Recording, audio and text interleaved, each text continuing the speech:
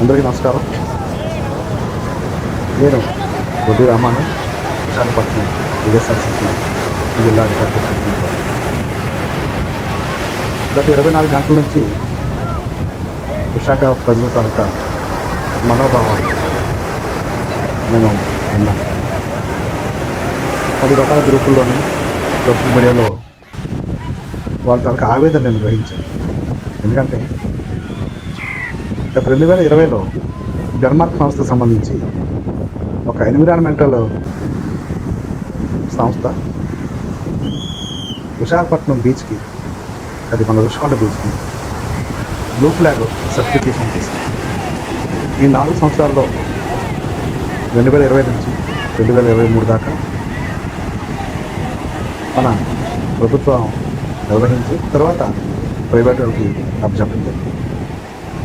అయితే ఎన్నో నార్మ్స్ దానికి ఆ సంస్థకి సర్టిఫైడ్, అంటే అత్యున్నతమైన స్టాండర్డ్స్తో బీచ్ నిర్వహించాలంటే అక్కడ ఉన్న వ్యర్థాన్ని క్లీన్ చేయడం కానీ, అలాగే అక్కడ పటిష్టమైన పోస్ట్ జార్స్ని పెట్టడం, అక్కడ ఆ పర్యావరణం తగ్గట్టుగా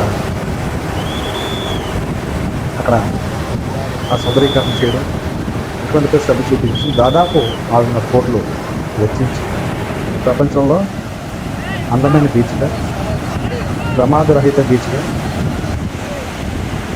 వైసీపీ ప్రభుత్వం నిర్వహించింది. ఈరోజు తెలుగుదేశం పార్టీ గద్దెనెక్కిన వెంటనే ఈ కూటమి ప్రభుత్వం దాన్ని గాలి చేసింది. ఈరోజు అక్కడ చీకటి పడితే ఒక్క లైట్ కూడా వెళ్ళడం, అక్కడంతా అసాంఘిక కార్యక్రమాలు జరుగుతుంది.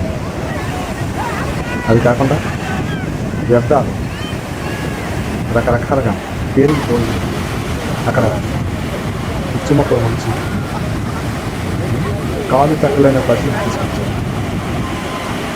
అంటే విశాఖ ప్రతిష్టను ఎలాగోలాగా దిగజార్చాలి అని ఈ కూటమి కంకణం.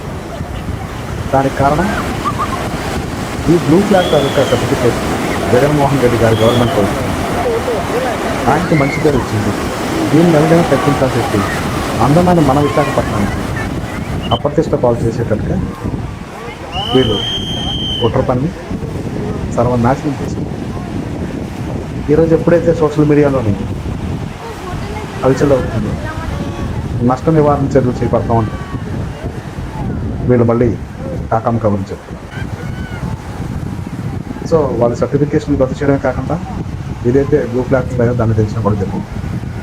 ఆ సంస్థలో అధికారులు వాళ్ళు వెంబడపడి వెతుమాలితే ఇప్పుడు మళ్ళీ 2 నెలలు అవకాశం ఇచ్చారు.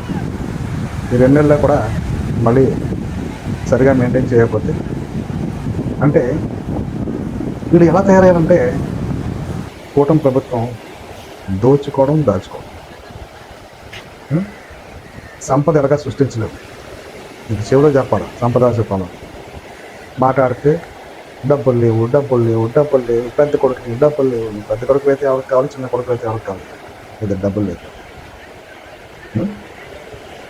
సో అది కాకుండా మళ్ళీ వైసీపీ 140 లక్షల మంది దగ్గర ఓటు వేశారనే జగన్మోహన్ రెడ్డి కారణం చూపించి వాళ్ళకి ఏ సంక్షేమ పథకాలు కానీ వాళ్ళ పనులు కానీ చేయించుకుంటారు.